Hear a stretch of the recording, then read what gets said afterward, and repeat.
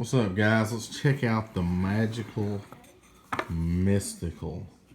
See if we can get that light to whatever reflect beautifully. Zex purple box. Now, I bought this, a long time ago, and it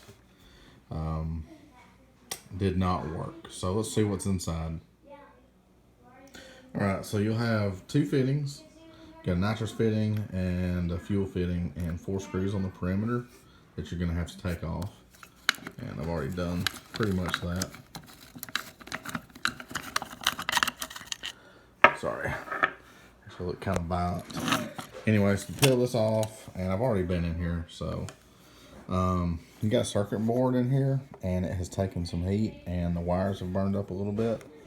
So I'm just gonna do away with that. Today I took the solenoids, these little babies, to work, and while I was on break, I hooked them to the battery in my truck, and they click.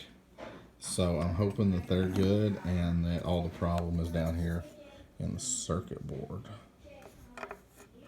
So what I'm gonna do is just cut all this stuff up, and on this particular unit, you've got your red, that's a hot wire, the black wire, that's a ground, and your white wire, which is a signal that goes to your TPS. So when you're at wide open throttle, it activates the solenoids. All right, guys, I got all this gone out of there, and I've got a wire. I don't know if y'all see this or not.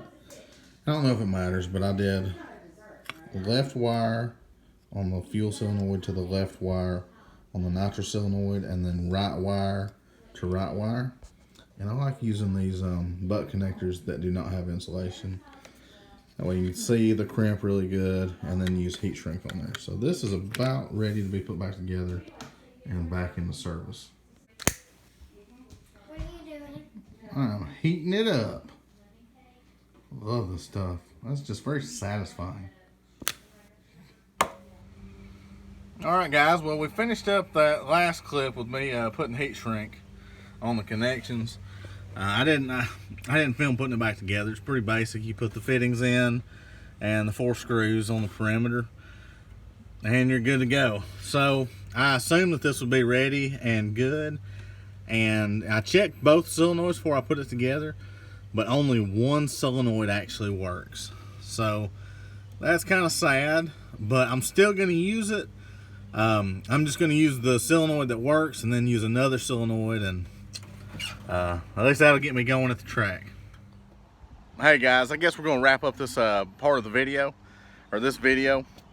I was hoping that both solenoids would work and that my little patch job would get me going again, and it didn't work out. I know when I tested the solenoids, both of them clicked, but one sounded different than another. So it is what it is. I can still use this, but only one side works, which is whatever. So I'm gonna have a Zex control box under my hood, and a dyno tune fuel solenoid working with it, just so I have what I need. But anyways, I will say that I'm a little bit leery of the box, just because it's harder to test the solenoids individually. When you have 2 individual solenoids, you can hear them individually, you can test them individually. When it's in a box, it's a little harder. This could have really gone bad. The solenoid in this box that worked is the fuel solenoid, not the nitrous solenoid. So that's actually best case scenario. Had the nitrous solenoid worked and the fuel solenoid not worked, then I would be spraying 125 nitrous without the additional fuel, and that would spell sadness. So if you do try to do this fix, make sure that it works before you actually spray it into the intake. Just spray it out of the box or whatever. Just make sure both solenoids are working. Not a great video, but if you did run into this problem, I hope it helped.